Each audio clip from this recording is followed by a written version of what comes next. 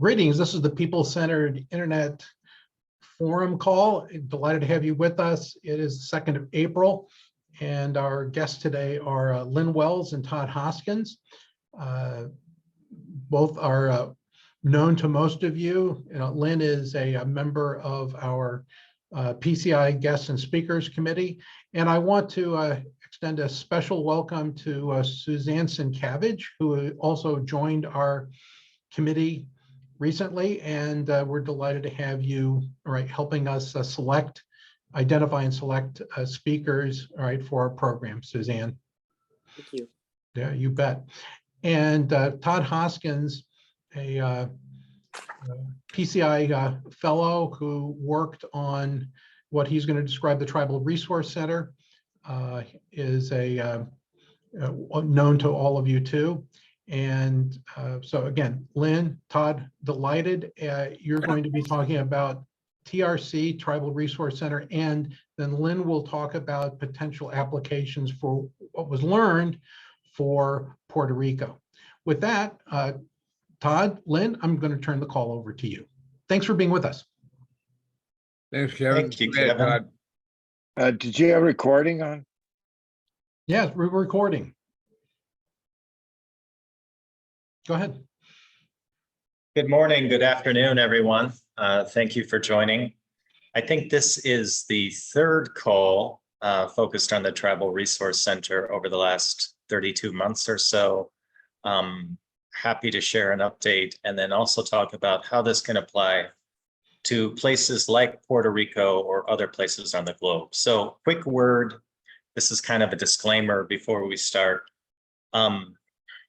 There is a lot of diversity within Indian country, the 576 federally recognized tribes, plus those that are not recognized federally. It is not a uniform culture. There are many cultures within Native America, and the difficulty of finding things that work across cultures on one continent are difficult. So what we are going to do today is look at some underlying principles. We're going to catch you up to date on the Tribal Resource Center, but also look at what's actually has happened over the last 32 months and how could that apply to a place like Puerto Rico. So over the next 30 minutes or so, we're going to give you a fly-through history of the Tribal Resource Center, how it's currently evolving, some of those design principles, just synthesizing what has worked, what has gone very well, and then look at the challenges of Puerto Rico and where some principles of the Tribal Resource Center might apply, and then time for question and discussion. So how did this all start, the Tribal Resource Center? As many things start, it started with relationships. The relationship between Vint Cerf and Mei-Lin Fong that started the People-Centered Internet, and then the relationship with Matt Rantanen, who you see in the upper left, and a sketch of Matt with Vint, their first meeting, which they were talking about what is happening with tribal broadband. So Matt and Vint and Mei-Lin have a long-time connection.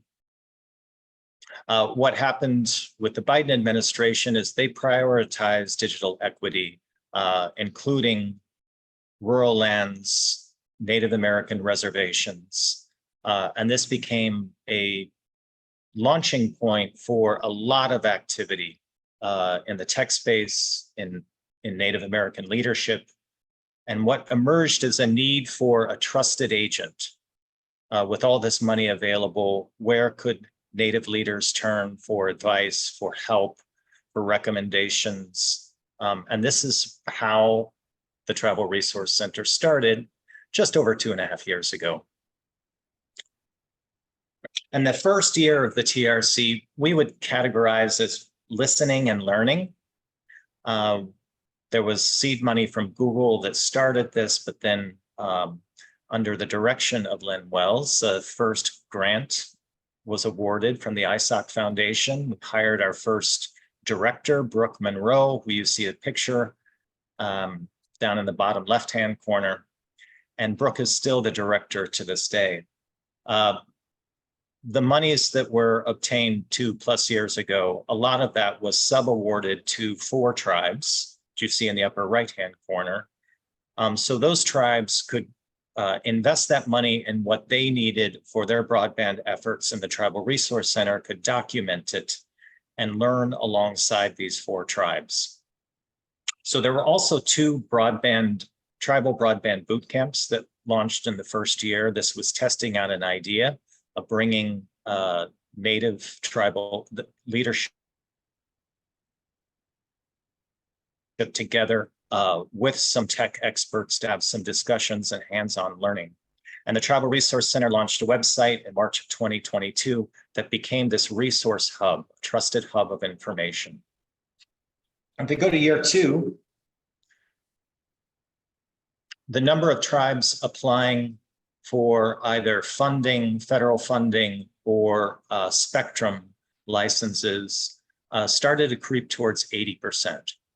So this added up to a lot of dollars, a lot of activity, which was reflected in the Tribal Resource Center, a huge increase in web traffic. We were trying to keep up with resources, taking requests, taking user-generated content, vetting it, and then posting it to the resource hub, tribalresourcecenter.net. We also started developing a partner network, which we'll talk about in a bit, because we recognized that if we were going to be recommending resources, we needed to trust those resources too. So going through a process of vetting what would help tribes at different stages of their building a network or maintaining a network.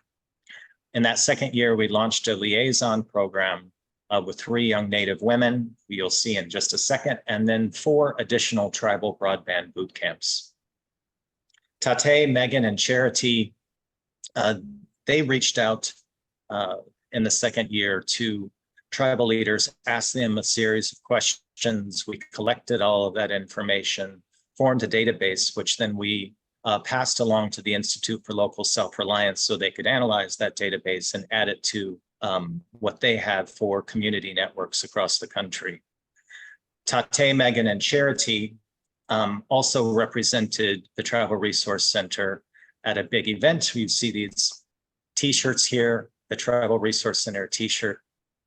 There's a Native American gathering once a year, powwow, that leaders from across the country join. And those t-shirts were gone, well-designed t-shirts by Sarah Wilkinson, were gone in 30 minutes. We thought we'd ordered enough for the whole event, and they were gone in 30 minutes. Todd, just one point on the t-shirts and the design. You might talk a little bit about the logo for the center and the tree and the roots, and that really struck me as an impressive example of, referring to Native American thinking on this.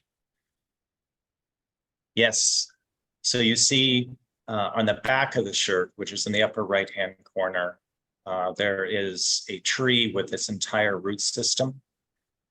When we talk about there's diverse cultures within Indian country, the difficulty of coming up with something like a logo that meets the needs of tribes as diverse from Hopi in the Southwest to Mohawk in the Northeast is they have different symbologies. But one thing that became clear is that we could use the 4 directions. So you see those 4 bolts and representing north, south, east, and west, and we could use a tree. And so those met the needs as a universal symbology across the tribal leaders that we spoke to. On the front of the shirt, the designer wanted to honor the Southwest heritage since the powwow was in Albuquerque, New Mexico. So both the colors and the symbology on the front is honoring the place and the people where this gathering was taking place. Thanks, Lynn. As we move into year 3, funds start getting dispersed. And there becomes a critical need that surfaced that we're going to spend a couple minutes talking about. There was 11 boot camps. There have been 11 boot camps offered. I'm going to show you pictures from the latest one. And there's 5 more scheduled for 2024. So this critical need, I'm going to show you the boot camp first. So this was in Southern California. This was what was referred to as an advanced boot camp. You had to have attended a boot camp in the past in order to be here. Over these 11 boot camps, there's been over 500 attendees, so averaging around 50 per boot camp, usually representing somewhere between 8 and 12 different tribes. This one, we actually built a fiber ring. I spent a lot of time digging with a shovel, pulling fiber. The whole thing was meant to be hands-on to show what building an actual network would be like. So we had people doing splicing. We had a tower built right at the beginning so we could set up a wireless relay. So you had both fiber and wireless across these 32 acres. And you see Matt in the upper right-hand corner with his big machine. Matt loves boot camps. It brings him such joy. And then the bottom picture, the largest picture here, we're looking at a demonstration of aerial hanging of fiber. In this case, we were digging, we were burying the fiber, but for many tribes, the aerial process was something new. So we had a couple experts from a local ISP come out and set up a demo space and show how the aerial hanging works. So if you sum all of this up, over the last 2.5 years, reached more than 500 plus people with these boot camps, just shy of 200 tribes through the resource center and the boot camps. We've created all of these resources and assembled a number of partner organizations, which you're going to see represented here.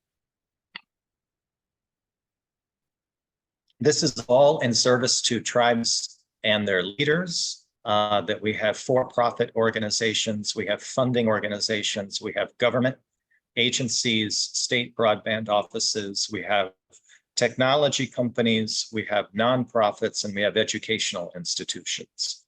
So around 35 different organizations make up the network of the Tribal Resource Center. And we'll talk about what some of the specifics are and related to this, but this is very important as a principle, is to don't try to do it alone. Find the organizations that share similar values, that have a similar purpose. Ask them what they can bring to the table. What is the mutual benefits to all involved? And then our role at PCI is to come in the middle with this network lens and make sure there's free-flowing communication, it's decentralized, and that trust is being cultivated anywhere.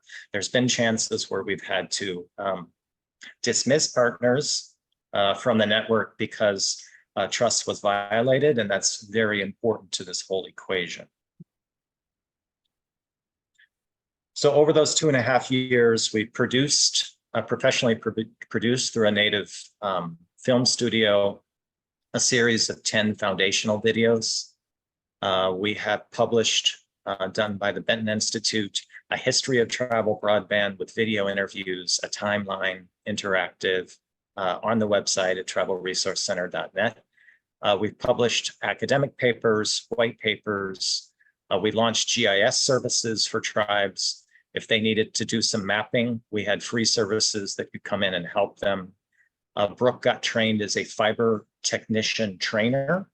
So if a tribe wanted to have 3 of its members be fiber technicians, Brooke could go there and train them. And that was an additional service of the TRC. We have a help desk that's staffed by volunteers. We have a community that was built on a social platform called Hilo. And we have a legal section, which we had contributions from a native law firm and 2 additional law firms going through complicated things like environmental assessments and reviews and what to do when X, Y, or Z happens. So that's the last 2.5 years. Now, if we're just looking present state, We know that the TRC is an important part, will be moving forward, that it provides this persistent place where knowledge gets collected and shared. Trust is essential at maintaining that sense of whatever information is relevant to tribes. It's not just generic technical information. And that people are connecting with each other. It's not just about connecting with information, it's about people connecting with people, tribes helping tribes.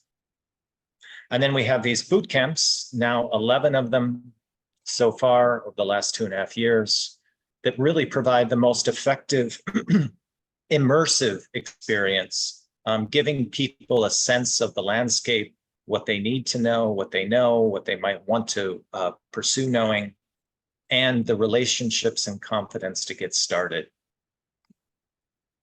So the third part of this is the academy.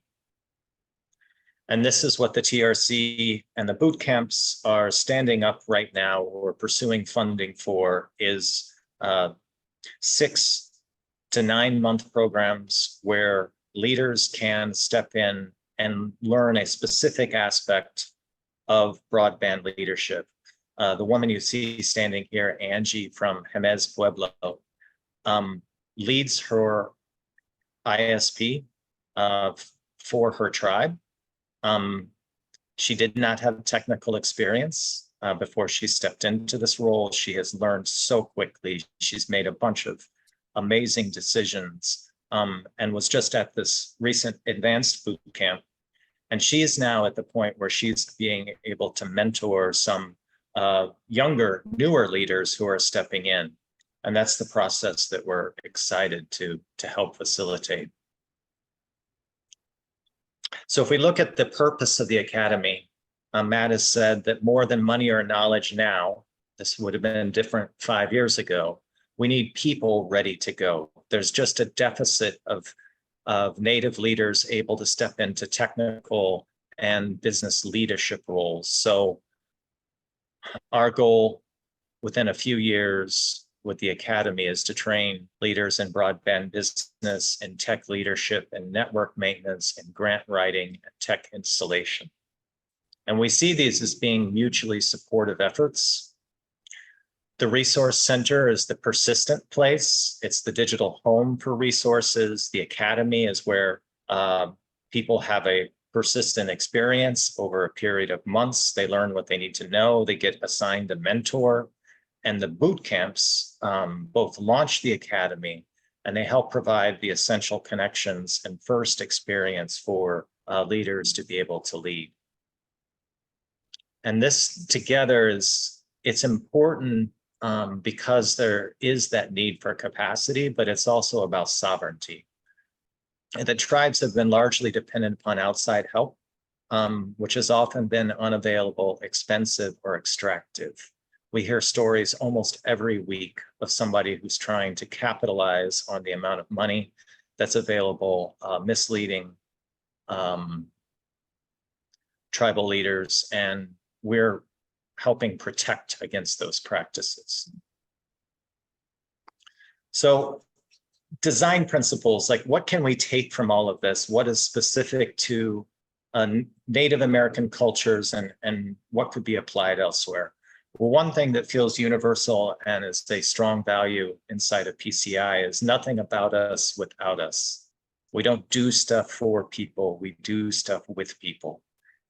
And this will apply no matter where we go. That listen and learn first year of the TRC meant that we stepped into this with no assumptions about what needed to be done, but just a willingness to listen, learn, and then start to synthesize.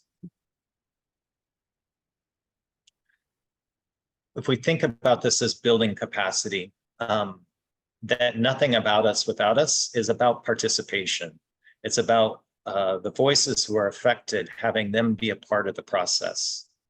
And then it's about coordinating actions. And this is the role that PCI has played as the steward of the Tribal Resource Center, is coordinating activities across many tribes, across many organizations, and making sure that there's learning and open communication that's taking place, which can lead us to continual improvement more knowledge, more connections, more impact. We know that blueprints don't work. I'm glad that we stepped into this not knowing knowing that we didn't know a lot, because I think that's the case whenever you're doing community-based transformative work, is we rely on the principles, not the plans. And taking a step back, this is kind of how it all played out. Is there was a vision that mostly came from Matt Rantanen and Matt talking to others. We started to map out what we know, what we don't know. We started to prototype, building that initial set of resources and asking people, are these valuable? What else do you need? Inviting a larger group of people to participate. Being able to respond to the needs that are there with creating new sections of the Tribal Resource Center in this case, and then being able to facilitate all of this. That's the coordination of actions. So we see this as a cycle that just continues. The vision has been reshaped over the last 2.5 years. And the assembling of partners, when we started this, we knew that we would not do it alone. When Matt asked PCI to be the steward of this, he did it with a sense of humility, and we all went in knowing that we are going to be learning and adjusting as we go. And we can map all of this as to what's happened, what happened at each stage, but this is only one cycle. And now we're in the second cycle and beginning the third cycle and revisiting that vision. Based upon the map of now what's needed, we know the need is there for leadership, and how can we contribute to that? So how does this apply? Could this apply to Puerto Rico? I'll pass it to Dr. Wells. Thank you so much for all the work you've done with the TRC and bringing what was, a vision to the present reality, and also laying the foundation for going forward. Can you all hear me all right? Okay. So Puerto Rico, of course, is an island in the boundary between the Atlantic and the Caribbean. And it has a very strong heritage from hundreds of years of Spanish rule, then coupled with, since 1898, the U.S. Territorial status. Next, please. Next slide. The last 7 years have been hard on Puerto Rico.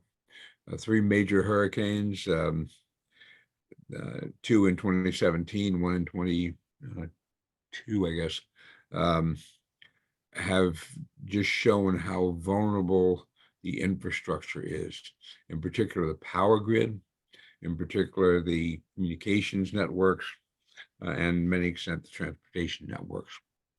COVID was devastating the island, and there's a lot of tourism that's been lost, so it's coming back. It's interesting, in the Washington area now, there's a very active, probably see 2 or 3 times a night on TV, Boricua, Puerto Rican tourism campaign underway.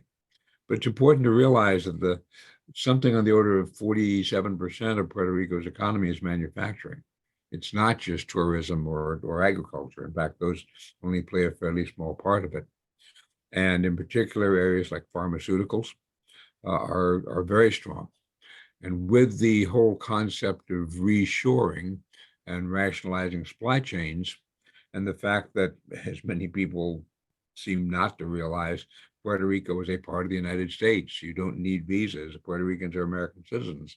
It actually makes it fairly easy for people to come and set up businesses there. So one of the ways we're looking at is how can the principles that have been developed by PCI and developed through the Tribal Resource Center be applied to comparable issues that may be existing in Puerto Rico. Next slide. Um, there's been a lot of money spent in Puerto Rico, and the results have not been compatible or not been aligned with the amount of money spent, tens of billions of dollars. But there still is money to be spent. By one account, and the accounts differ depending on which source you look at, between 2024, this fiscal year, and 2035, there is something on the order of $67 billion in federal money planned for Puerto Rico. This is a combination of disaster relief funds, things from Maria and Irma that are still left unspent in 2017. There are even some COVID monies left over, but it's also a lot of things like the broadband funds, like the bipartisan infrastructure bill, like various and sundry infrastructure acts. So, but going back to the basic principles that Todd outlined, they apply in spades to Puerto Rico: listening, learning, lasting. Begin with the principles of design thinking. Just shut up and listen and try to understand what the problems are, rather than going in and say, yo, dude, I got the answer by my system, 100 meg symmetric. It's not the way to do it. And so in order to do that, you've got to have the trust. And so one of the second points is trusted interlocutors, trusted messengers. As I've said often, I can walk into a tribal council anywhere in the United States to be another old white guy come to lie to them. So, and it's similarly in Puerto Rico, I will always be a gringo. But how do you find people who are trusted by their communities and also are willing and interested in taking the messages that we're trying to bring to intersect and develop along those lines? The funding issues, one of the main, no, go back, please. One of the main issues in the funding is that with all this money coming in, there is really no capacity in the archipelago to execute these funds. There are not enough people who know how to write the grant proposals to get the funds effectively. There are not actually members in the Puerto Rican government who know how to write the notice of funding opportunities to have the funds spent well. And so the consequence of this is, because the money's on the table, people who can write grants come in, and not deriding any of them, but they're often companies from the United States, large consulting companies, and they write good grant proposals, they get the money, they execute the project, but the money does not go to building bottom-up capacity. The infrastructure development is done outside, and when the work contract is over, the workers leave. So the idea is, in the listening, learning, and lasting, how do you follow up with the lasting part so that capacity is built at local levels, so that when the grant ends, the students leave, whatever, you've left the community with the ability to develop on their own, continue building the capacity that was introduced. And that's what the TRC has done. And many of the, as Todd pointed out, we started with 4 tribes, now expanded to touching many more. And how do you broaden that base off from just helping a small group to allowing them to help themselves and also reach more? Also, in the uncoordinated efforts, one of the problems is you've got federal money, you've got Puerto Rican tribal territorial government money, you've got private money. And again, how do you pull this together so that you're focusing not on input, but impacts? Again, a point that May-Lin and what TRC has been trying to, the PCI has been trying to emphasize. How do you look at the impacts, not just the outputs? Next slide. So these are, as always, interdependent problems. You've got to address, my point is that sociology always tops technology. And you've got to handle the human part of this before you can expect to have enduring impacts. And so what we've been doing, PCI has been involved for quite a while in Puerto Rico. I first got to know May-Lin and PCI in 2018 after the Irma Maria disasters, when we were working on what digital opportunities could bring to Puerto Rico. And this has grown in many respects over the years. I also was able to go last year as part to intersect with a delegation led by Deputy Secretary of Commerce John Graves, who's the U.S. government's point person on Puerto Rico. And again, for me personally, the doors have opened by the PCI contacts were absolutely essential in doing that. So what we've tried to do is build the networks now, so that as the opportunities become available, understand the funding flows, working with the local NGOs, particularly folks like Liga de Ciudades and Sembrando Sentido, who are trying to understand how this money impacts community levels, trying to make sure that we can apply some kind of a rationalization process to the funding flows. Next slide. So local participation, again, nothing about us without us, through trusted messengers, trusted interlocutors. There has to be coordination from the 78 communities, municipalities in Puerto Rico, through the territorial government to U.S. federal money. But then also, if the processes here can succeed in Puerto Rico, they can have regional impact. Puerto Rico can be a model for the Caribbean basin at a minimum, and for Latin America and more broadly. And then for global coordination, again, it fits in with things being done globally by the International Telecommunications Union in areas like regulatory sandboxes. This just has a lot of opportunities for large impact. It has to be done with public-private partnerships. As I mentioned, there's no capacity on their own for either the small communities or the government to execute all the funds being coming down there. But there are some very, very skilled entrepreneurs and people who know how to manage money that can be done in conjunction with federal and state and local governments. Technology has got to be people-centered. Again, part of the problem, especially in the underserved regions, the Central Cordillera, is that a lot of the money flowing up to now has gone into the large companies, the Liberties and the Claros and the large ISPs, which haven't necessarily gotten out into the hinterland. And then, as was done with the Tribal Resource Center, with the boot camps, we need to do experimentation and scale that experimentation. It's not a very large island, 3.2 million people, basically, 40 miles by 80 miles thereabouts. And so there's a sandbox here you can work with. Next slide.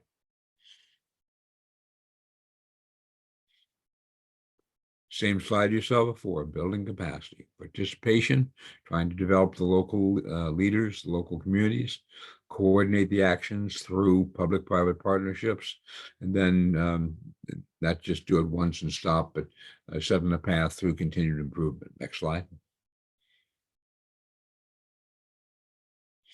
And the mutually supportive efforts, we have looked very closely at the TRC model. And suppose you wanted to focus on a climate resilient workforce for Puerto Rico, which is actually an area that NOAA has expressed an interest in.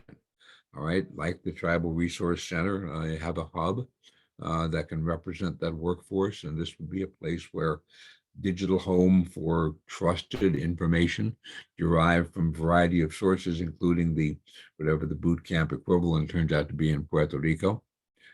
Then the community engagement with the boot camps, and then finally developing a sustaining capability through the academies. So it seems to me that the model that Todd and Matt and many others have demonstrated so well in the TRC is mappable to a whole batch of other places, Appalachia, for example, Puerto Rico. And so this is the first step we're taking to move to build on the foundation of the TRC to extend it to other regions. We would welcome ideas from any of you of where else this might be applicable. Next slide. And thank you very much. We look forward to the spirited discussion. Kevin, back to you. Yes, Lynn, Todd, thank you very much. You had a lot of fan mail in chat, so it's a very, very strong delivery. And Mei Lin is thankful to both of you for what you were doing for both the Tribal Resource Center and the explorations and work in Puerto Rico. So thanks to both of you for being with us today. Let's go to Q&A. It's 5 minutes after the hour. I'll remind you that we'll stay in our regular session until the bottom of the hour, and then we'll have a half hour of overtime for those of you who'd like to stay with us for continued Q&A and discussion. First up, Harvey Castro. Harvey, you with us? I think Harvey may have dropped, right? So I will go to the next contributor, Richard Boyd. Richard, join us. Yes, good afternoon, everybody. This has really been fabulous and inspiring. We've been talking for quite some time about this idea of looking at how do we make policies, make investments in communities and states in our country and around the world, and try to anticipate, at least, if not model, exactly what those outcomes might be. So as I posted in there, my great interest is in trying to actually model and simulate using all the powers of AI that we now have, along with the Diamond Pamisi sort of contributions of all the demographic data around the indigenous inhabitants, as well as other people that live in these communities, and really try to figure out, with all the complexity that we have today, where are the right inflection points. And I think this group is got a good beat on what those inflection points are and what those outcomes might be. But I'm just interested in the state of, where, how much of those tools do we feel we have now for explaining, why we're making the investments we are, at what points we're making them. Hopefully that question made sense. Yeah, well, the answer did, and questions. So Todd, Lynn, what do you think? Jump in? Let me have Todd start on where he's taking the TRC, and then I'll talk about some Puerto Rico stuff. Okay. I've got to find you the spotlight you, so just hold on a second. Richard, good to see you. Yeah. So I heard the question of how do we know if what we're doing is the right thing, if we're making a difference? I think the visual of the partner network is more than a suite of services. The visual of the partner network is our mode of listening, so that we can listen not just to individual tribes, there's hundreds, but we need to listen to the organizations that are close to those tribes. And then we need the capacity to synthesize this. And that the slide that Lynn shared about experimentation at scale, it's also listening and responding at scale. And we have the technology to do that now with a lot of ease. But what we've been lacking is the trust and the coordination. And I think that's why this is a very important discussion, because we need networks, we need groups, we need organizations like PCI who can do the trust, brokering, and the coordination, no matter where on the globe we're working. Okay, very good. Richard, any follow-up, or are we good? Yeah, I mean, just to clarify, like, one of the things that we all looked at during the pandemic was, there were all these implementations of investments and policies and thou shalls and thou shalt nots, and what we discovered was that county by county in the United States, in all 3,000 counties, you had different outcomes based on who lives there. There were winners and there were losers at various levels. And with our gaming background, I'm thinking about it as a game. And when as the filter I'm using, as you were describing your efforts, I'm thinking about like, how do we play that as the game? What are the inputs? What are the outputs? And how do we solve for and design for the outcome we're looking for? And how do we explain that to somebody? Give us money, US government or nonprofit. We run it through this process, and here's our simulated outcome. And here's why we feel strongly that of the 6 or 7 potential outcomes, this is the one that we're going to head towards and design towards. The state of the art of those kinds of tools, which I know we've used in warfare for years and years, I'm interested in how do we apply that as PCI and in your group in how do we design better outcomes? So I think that's what I'm most interested in. Do we understand all the data that goes in? That's where that collection point is critical, I think, because it's complex. Absolutely. I want to jump in Yeah. on that. The whole issue of outcomes is fundamental to people-centered internet. Too often have we launched projects based on, oh, this sounds like a great idea. And it's all about how much money did you spend? But recently, Lynn was our lead in the Census Bureau's Open Innovation Lab on impact tracking of federal funds. And gosh, things are at a really toddler stage on impact tracking.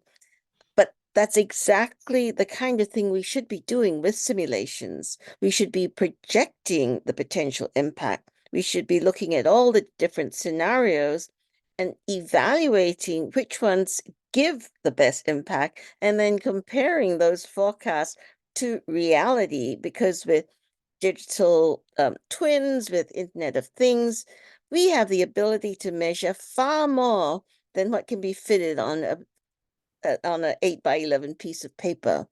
And that's what PCI is driving for, the digital support to make sure that we have a people-centered future. Over. All right. And if I could Thank just you, build Midline. on that,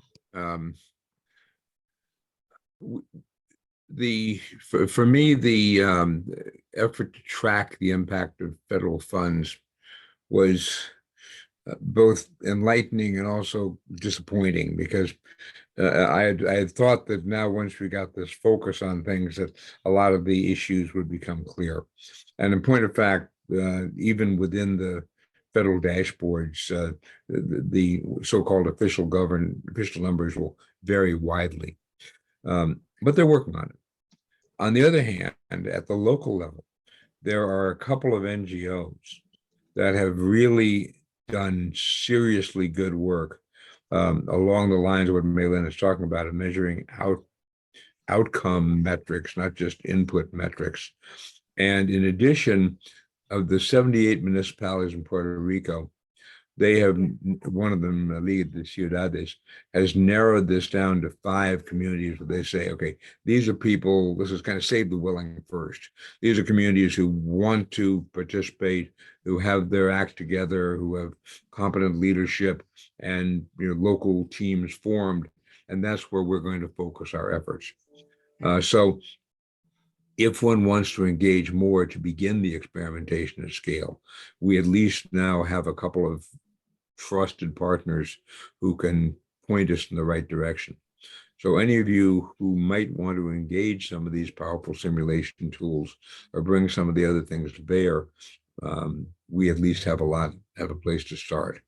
The other last point I'd like to make, I was so glad to see Mel Cordova on the call. Mel has taught me so much about Puerto Rico, and it's really glad to see him here. Thank you. All right. Gracias, Lynn. I'm mailing as well. Okay, you bet. So I'm inviting Ben Konsinski to join us, and then I have some other folks who have their hands up, and I will call on you in order. Ben. I just wanted to comment and certainly celebrate what, in both cases, are rational approaches that looked from listening. And it's very difficult in these complex domains with high volumes of stakeholders, and the communities and models that you have for the partner networks are great models, and the elements that you've demonstrated are great lessons for other areas. I like to see these repurposed. I like to see the parallels in the TRC and the Puerto Rico initiatives. Great, excellent. Thanks, Ben. Greatly appreciate it. Let's go to Ron Suarez. Ron, I'll highlight you in a second. You got to find you. There you are. Please join us. Hi, I really liked the presentations, and what I found most encouraging was the narrative about putting tribal people into leadership positions. And my big fear is that most of the BEAD money is going to go to the incumbent ISPs who created the problems that we have, and things like the Affordable Connectivity Program have been, simply a Band-Aid that slows down some of the bleeding, but doesn't really address the problems.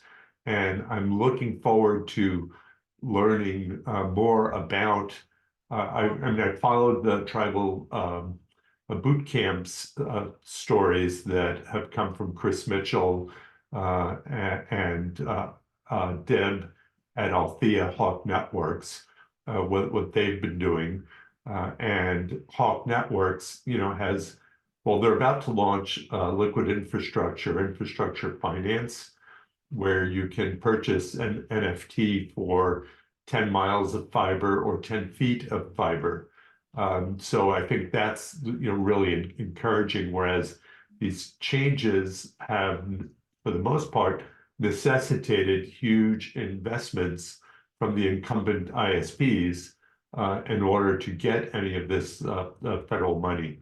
So But I'm sorry, who is doing this liquid investment for the NFTs for small investments?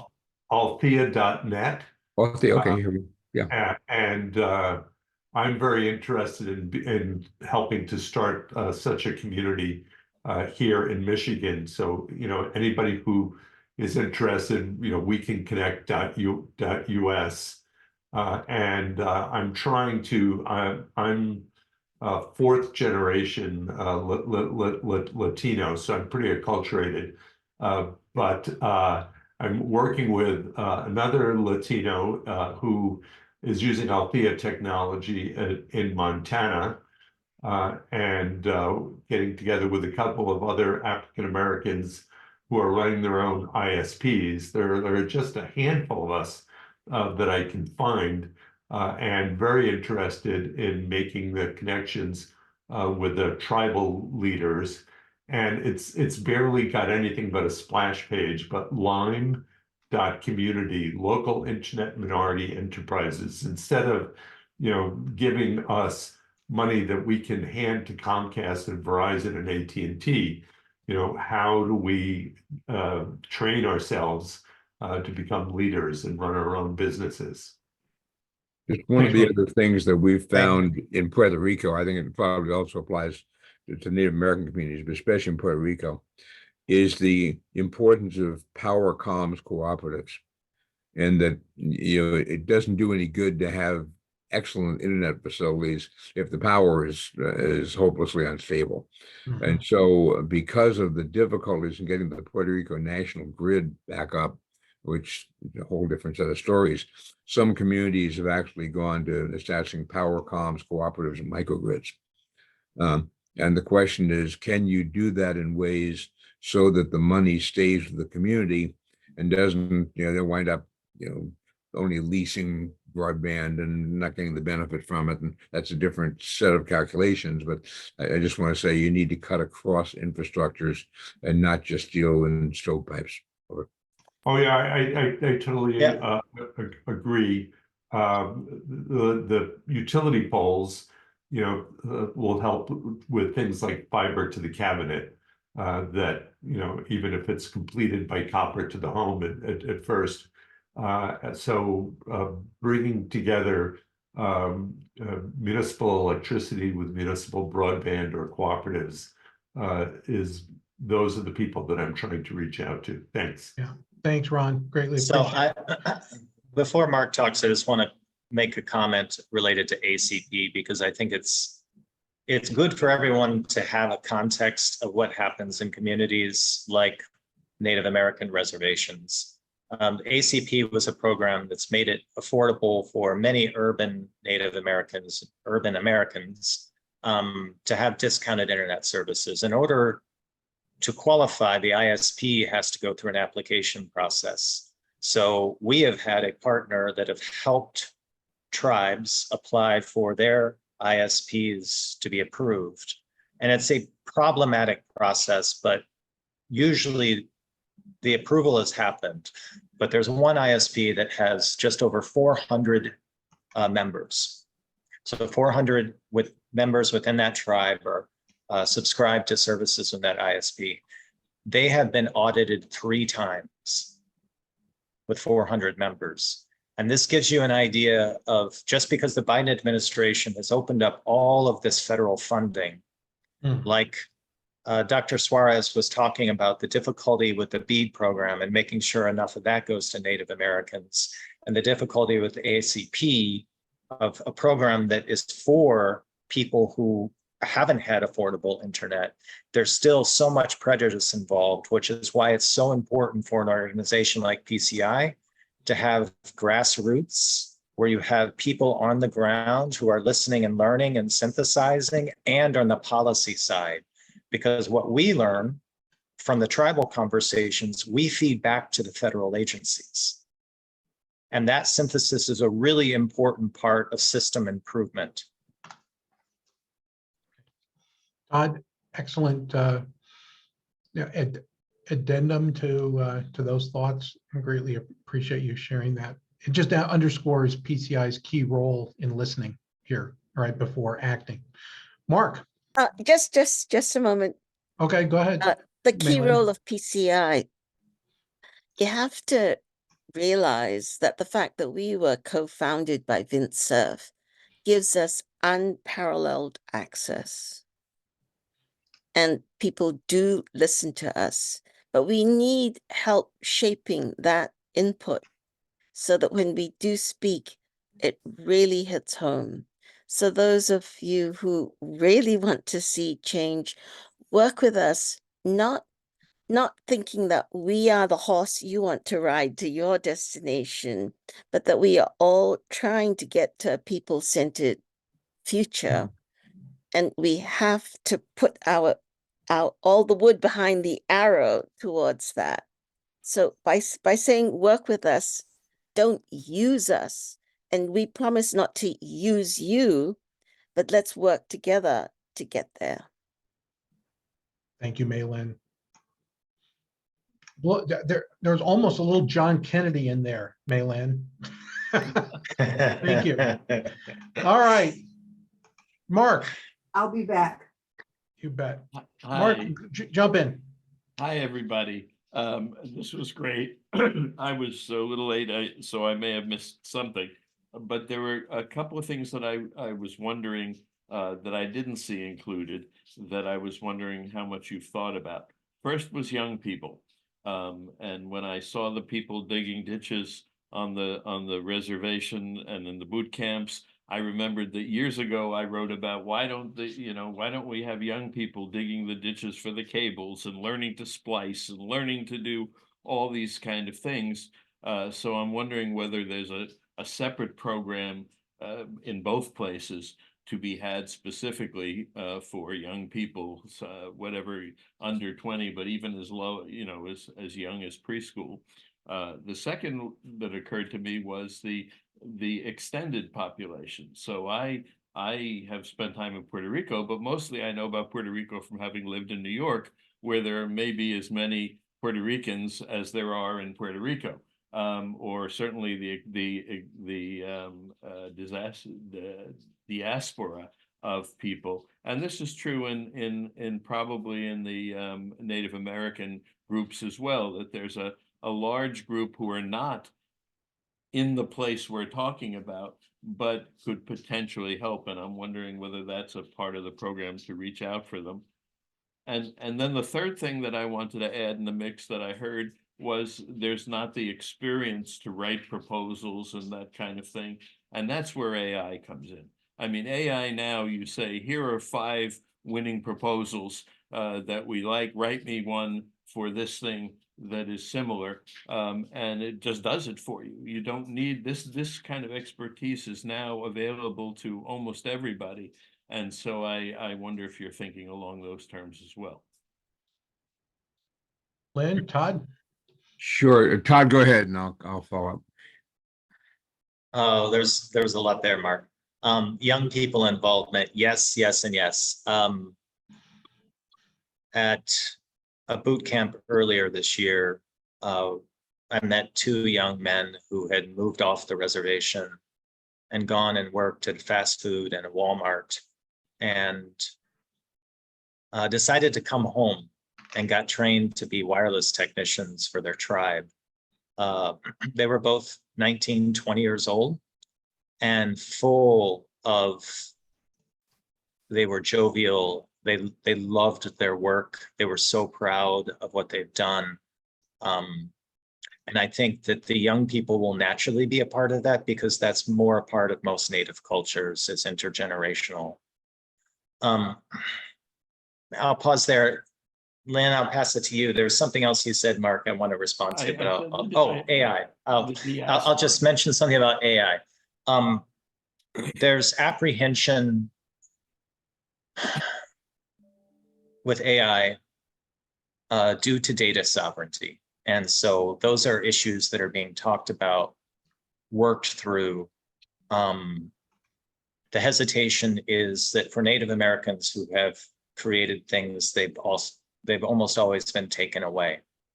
And so if they feel like their data is also being taken, there's a very understandable resistance to that. So we're seeing creative solutions come up around that.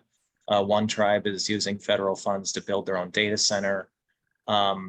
They're doing some native AI applications, but just that is a big concern. Understood, but certain things don't involve data, like writing a proposal. I mean, they involve the data of proposals, but not necessarily of the people. So on the AI and proposals, there actually are, you think of 2 different types of elements of a proposal. One is the phase 1, if you want, which is writing the proposal to get the grant. The second one then is executing it. And the third part is accounting for the money that you got to execute it. And even when the Puerto Rican entities have been successful in getting the grants, there's been a history of problems with accounting and on-time execution. So what we're trying to do is to find ways. I agree with you. It's not too hard to get, and there are lots of schools actually springing up in Puerto Rico, teach people how to write grants.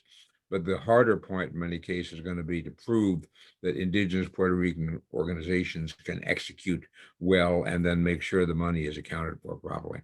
And that's a non-trivial problem we're trying to think of. With regard to the young people, at one point we had a model, we still do, that goes back to design thinking, empathize, ideate, prototype, and empathize, define, ideate, prototype, and test. And the empathize, of course, is most important, just to understand what the problem is. But then the next piece was things like, okay, where do you get the money? And as Todd pointed out, all there's billions of dollars floating around, some FCC money, some Department of Agriculture money, some state money, some private philanthropy. And the tribes left to their own devices would almost never be able to sort out how that all works. So the TRC has been trying to help with that. Then once you get the money, okay, how do you govern it? Is it state money, federal money, tribal money, whatever? Only then do you get the technology. So finally you pick technology. But then once the laptop's on the kitchen table, how do you sustain it? How do you keep it from turning into a massive inert silicon and plastic after 6 months because nobody knew about the patching? And that's one place the young people can really play a valuable role. And we were looking at one point, I don't think we've ever implemented in the TRC context, but we're looking for it in Puerto Rico, to have kind of teens and tweens as tech ambassadors, if you will, or tech solution people who would actually be the ones who would keep the systems running and keep their parents informed about what changes were coming down the pike. Think about it in that context. Mhm. Yeah, young kids, my experience is that even the youngest kids can play a role, and they're often left out because we don't think they are capable of doing anything. These days, that's changing. And then it gives them the self-confidence and self-assurance that they actually can contribute as they get older at a higher and higher level. Yeah, absolutely. Okay. Very good. Well, we are at the bottom of the hour, so we have finished our first full hour, and I want to thank all of you who have been part of that. We are now going into overtime, and kicking off overtime is Paul Werbos. Paul, glad to have you with us. Yeah, Your thoughts? I think I'm still here. Yes, you are. Um, Oh, shoot. Just a second. I hit the wrong button. Let me put you back on. There you go. yeah, so I felt I should raise my hand when the subject of evaluation came up. And how you evaluate your results is really central and critical at about 5 levels of what we're doing here. The first time somebody mentioned it, you were talking about what do you tell a government agency? And I figured, well, I could just mention the experience at the National Science Foundation, and that's in the chat. There was a time when Al Gore got a law passed, Government Performance and Results Act. That was his highest idea of how to make the US government work better. Have agencies actually evaluate results and report back on how they're doing. And at the National Science Foundation, we actually did a very serious effort. And there was research done on how to evaluate what were the actual benefits and consequences. And there was a lot of very good work done in that period. And there's some cynics who might say, hey, government workers don't like to be evaluated. But it turns out when this evaluation system was in place, NSF had the highest satisfaction rate among the workers of just about any agency. And they got rid of it in the modern era due to people I think of as like Congressman Lamar Smith, who helped remake the system. And after they remade the system, the level of satisfaction went way down. And my conclusion is many federal government workers are actually more satisfied if they can see a connection between what they're doing and real benefits to real people, which were studied and probed in a very serious and honest way. Well, that's one part of the history, but there are many other parts of the history. We're talking about AI here. And if I had to say where my credentials lie, you go to Google Scholar. The credentials I have that are most saleable in our present marketing world all involve the advanced AI, the next generation, what we're moving into. I even have the IEEE award, Frank Rosenblatt Award, for the lead technical work, which started this deep learning revolution. And in that work, one of the basic concepts is the utility function. I'm glad somebody else knows what those are. Going back to the work of John von Neumann. And you have to be able to measure the value of what you're doing. You can't make a rational decision if you don't have some idea of what are you being rational about? What is your target function?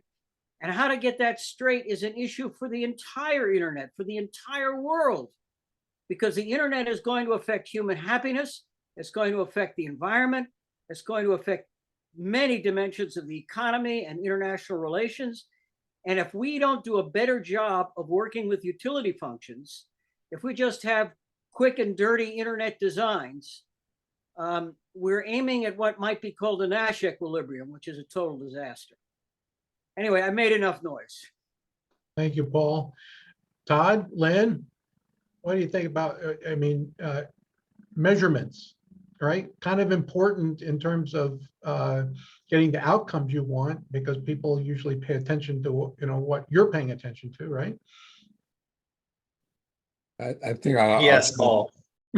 I'll give this back to Paul and to Todd in a minute, but I think the way the TRC metric evolved, basically from focusing on a small number of tribes and putting equipment in the tribes and seeing how that worked, to this much broader idea of sustainable development through the academy, is an interesting story that we hope to replicate in Puerto Rico. I'll defer to Todd as to how the metric pathway evolved in the TRC.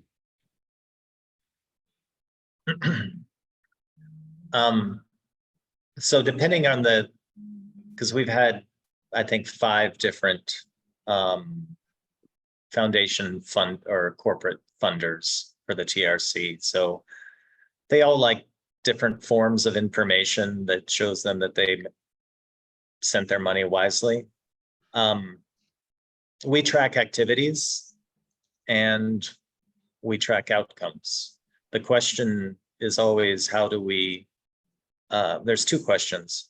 How do you connect the activities to the outcomes? And then 2, are the outcomes the ones that really matter?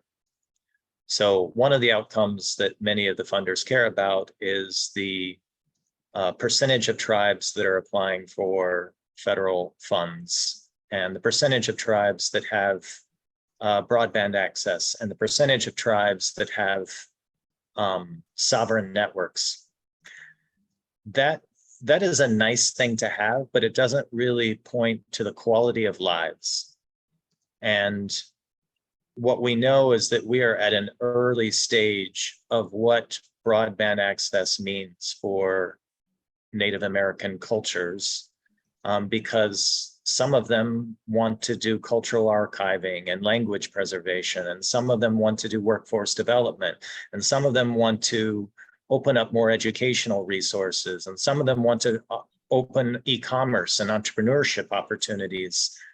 And there's not one answer for what those desired quality of life outcomes that means tribe by tribe, which is why we have often in the measurable outcomes, we have stated that we are seeking quality of stories. Now, that's not going to suit everyone, but I do think that that's very important when you're looking at funding that is going at this high level to technological development, which requires all this sociological and interpersonal work too, that eventually impacts the lives of tribal members. That if we can get ahead of this and start to hear some of these stories, those are early indicators of what is going to be so-called economic activity or well-being indexes. And so I think that that's one really important learning the Tribal Resource Center is, in the absence of long-term metrics, please collect stories. Can I build on that a little bit? Am I muted?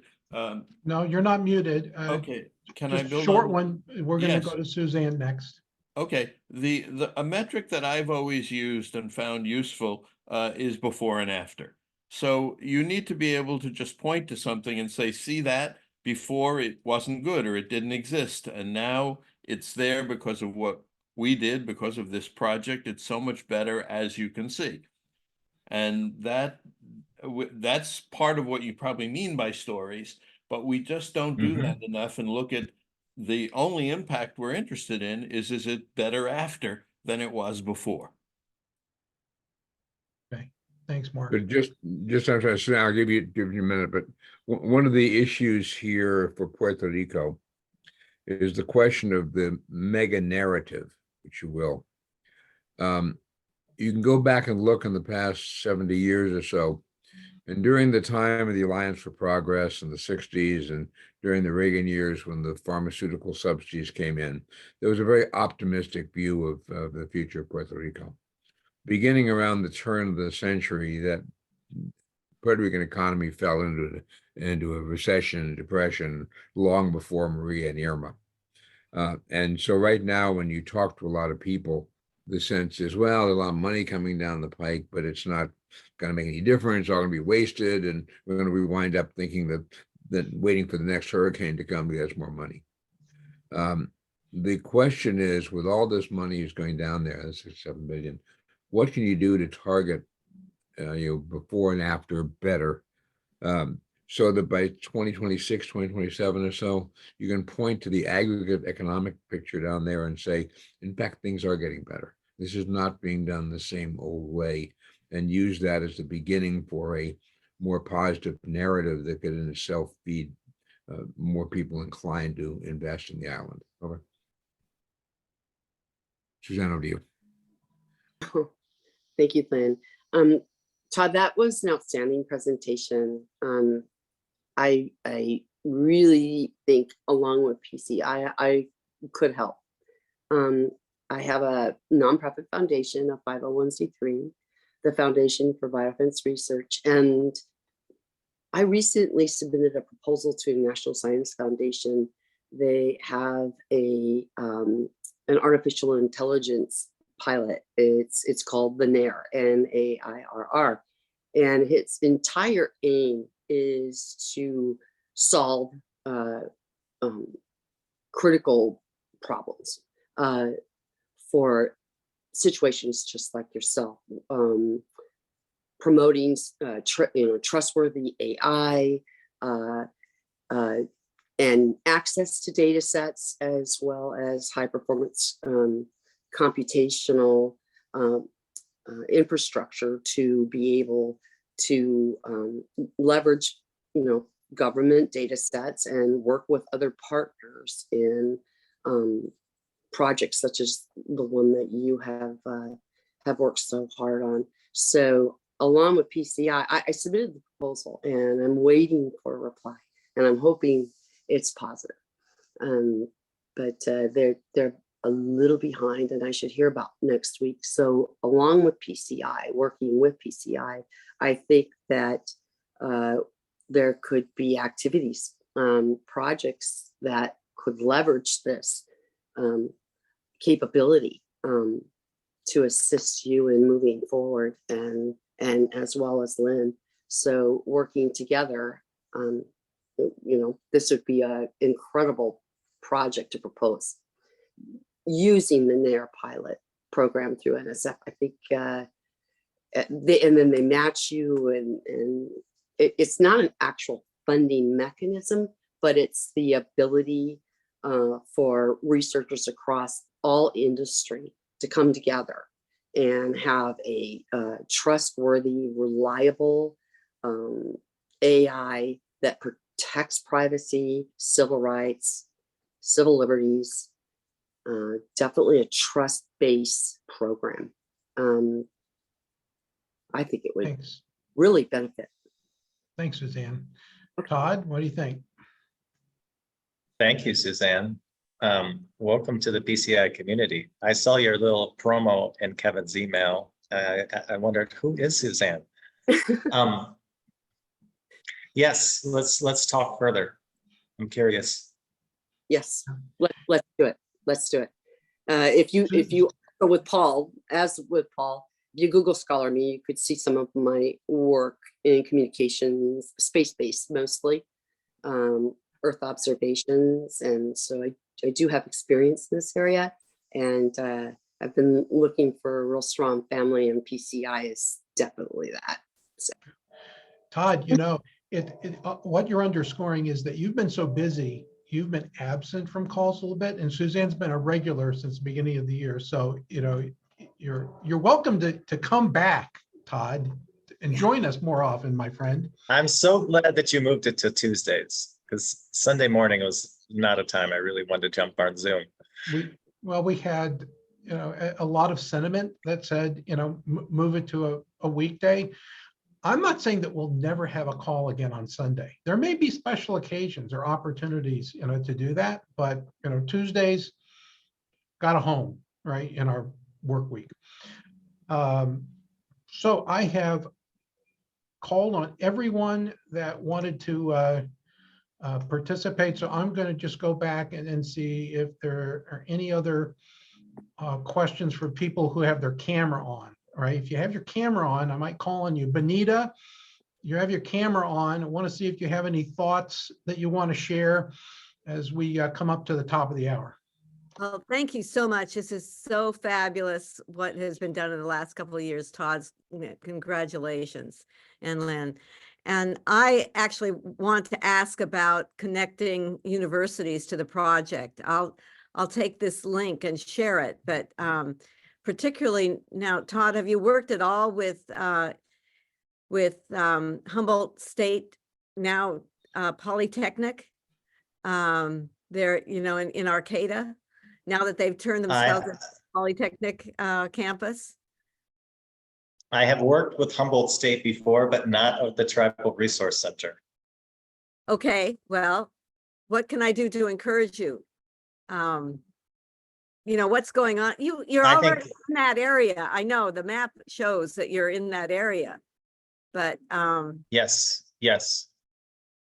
There have been 2 boot camps adjacent to Humboldt County. So I have been up there a couple times. So the role of academic institutions in these networks. because I'm interested for Santa Clara as Documentation. well. I'm interested for Santa Sure. Clara, of course. Go ahead. So it's documentation and research capabilities. So let's take the Yale School of Environmental Justice. They dedicated a class and a semester to doing research on behalf of the environmental issues that come up related to broadband installations. So that expands our capacity when we have young people who are swarming to learn what's needed. George Mason University, which wrote 2 academic papers highlighting roadblocks to broadband. And part of the network structure is we're hoping to directly helping the people we want to serve. But if you see it in a complex system, there's all sorts of ways that help can be administered or assistance can be given long-term. And one of that is through policy, and policy is influenced by research. So you want to make sure that there's a research component. You want to make sure that there's federal agency contacts so that synthesis has an output. So yes, I think it's been a half dozen schools, and then the best thing to do is just connect them with me. And as with all like partner exploration, the conversation is, where do you have excess capacity? Where do you have high amounts of interest? Here are our current needs. Does anything match? If something matches, then we kind of go through a courting process of, is your institution set up to be the appropriate level of trustworthiness to be within this network? Because just because you're an institution doesn't mean you're ready to be in that network. And I'm not the decision maker. I am more the gatekeeper and facilitator. This is a native-led effort. I am mostly in the background, trying to make things happen behind the scenes. Wouldn't scholarships for young people, Indigenous people, be useful also for the engineering schools? That would be out of scope right now, but the model for the Tribal Broadband Academy of training those 100 leaders is that they don't have to pay anything. So the funding that we're seeking is partly to pay the mentors and the instructors, and it's partly to pay for those who wish to get the certification. Okay. Well, Okay. I'll pass this on. Thank you so much. Thanks, Bonita. Appreciate it. Let's see. I want to see if there's anybody else that I haven't called on. Okay, so I'm looking at cameras that are on. I'm going to recycle a little bit before the top of the hour. Richard, any other thoughts you'd like to share with us before we conclude today? Just that to sum up my thoughts after listening to all this is that I'd like these conversations to be about, or even our political conversations to all be about, come to the table with your data and your models. What outcomes are you looking for? And that's, instead of all the hyperbole we have in our political debates today, it's I'm urging my leaders here in my state and trying to talk to them about these kinds of tools, where it should be like, here's my data, and you can argue about the data. Here are my models, and we can have arguments about the models. But this is the outcomes we expect if we make these investments, or if we, if you elect me and I engage in my policies. Like, that's the real conversation, instead of all the emotion and all the other feelings and all that. It's like, let's really try to design the better outcomes that we're all hoping for. So I hope I'm not alone in thinking that, but that's the world I want to build, right, Mark? Sounds good. We like the ambition, all right, and the scale of what you're saying, Richard. Let's go I to have one Ben. more- Ben, I any have one more- concluding? I have one more question that wasn't. Okay, go ahead. That wasn't addressed. The Jump in. idea of the diaspora, the idea of that in all of these places, there are people who are not physically located in either in Puerto Rico or on the reservation who really want to help and are in a position to help. And what is the mechanism for addressing those people and bringing in that help? Great question. I can, I mentioned about ACP awareness at the ISP level. So we had two partners who were in charge of ACP. One of them was dedicated to advising tribal network leadership on how they can qualify for ACP status. The other was community organizing advisors that were, if there was a Hopi community in Phoenix, they could come in contact with the Tribal Resource Center. We would give them a kit and an advisor through this partner, so that they could go back to their community and promote ACP, building to building, family member to family member, friend to friend. A lot of that was about simple, accurate materials for other people to share, shareable materials. So as you probably all know, that there's many more Native Americans that live in urban centers in the United States than there are in reservations. The way to reach them in the life cycle of the Tribal Resource Center was through the Affordable Connectivity Program, which somehow we're hoping is going to continue, because it's going to be a loss if that funding runs out and is not sustained somehow. Thank you. Thank you. Mark, thank you for that question. We greatly appreciate it. Now over to Ben. You're the last question today, Ben, or comment. Okay, a quick, both cases are very interesting on many dimensions, but one of the issues is that in both situations, we've had tons of money that have been wasted over the years, over many, many years.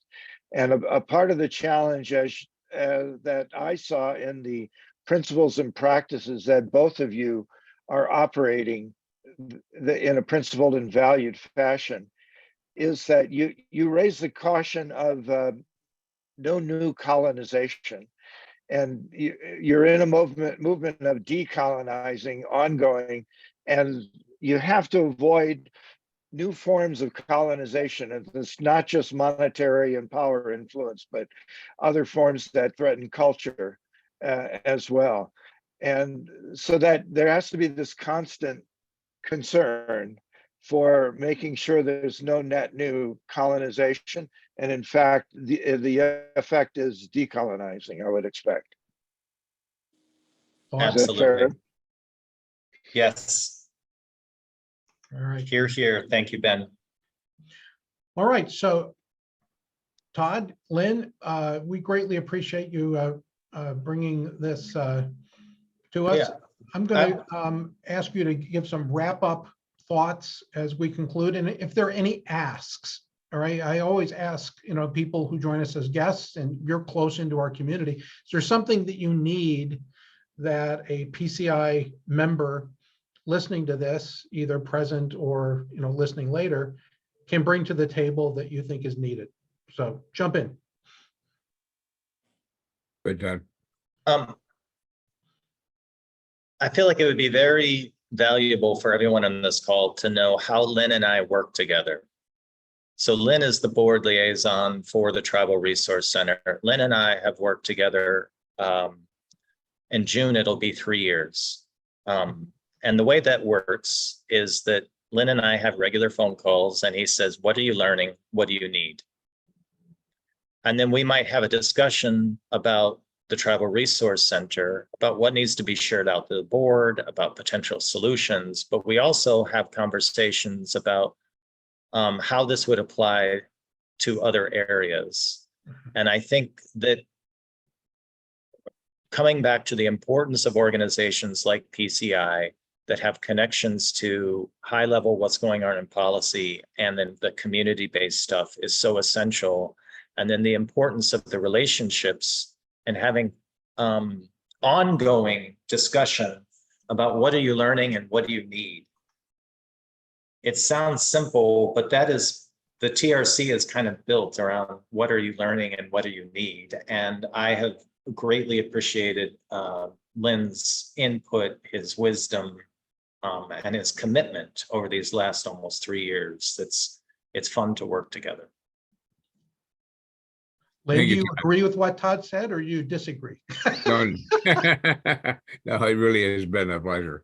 And just to watch what, I kind of did the initial proposal for what became the TRC, but then as it's moved along, Todd and obviously Matt have been the real leaders in this. It's been a real joy to watch how far they've run with this and the potential to go further. And now the chance to explore a new potential venue in Puerto Rico. Yeah. The two things I'd just like to remind everyone, we have our 17th annual Star Tides capabilities demo coming up April 15th, 16th at George Mason's Arlington campus this time. So if any of you are in the vicinity, we'd more than encourage you to come by. This is the application of basically commercial off-the-shelf products to building sustainable resilience and disaster relief. And then several of you mentioned tools that you might have that could apply. And I'd be interested in hearing more about this, in part because George Mason Center for Resilience and Sustainable Communities has just, like 2 weeks ago, been notified that we got a congressional directed funding, aka earmark, to apply some of the principles of emergency communication, community resilient comms, and AI applied to cybersecurity to Northern Virginia, to see what can be done with the Northern Virginia emergency managers here and the IT people. So this all fits together in several different ways. And if some of the tools you have could be useful in that, I'd be interested in hearing about them. Thank you all for the comments. Well, and I want to just put in a good word for the gentleman that's been mentioned here in this call, Matt Rantanen. He was a guest because Todd brought him to the table for one of the briefings that we had for Tribal Resource Center, and remarkable fellow, and pretty he's kind of the Swiss Army knife of technology and indigenous culture. So he's probably a lot of fun. He's known as the tribal broadband warrior. Yes. There you go. I didn't know that was his title, but it makes sense. Yes. All right. Better than what I can. We have a lot of fun. We enjoy it immensely. Right. So again, Lynn Wells, Todd Hoskins, thank you so much for being with us and for everything that you do. We will talk on our next call in a couple of weeks. And in everything you do, be intentional. Really appreciate you being a member of PCI. Cheers. Thank you.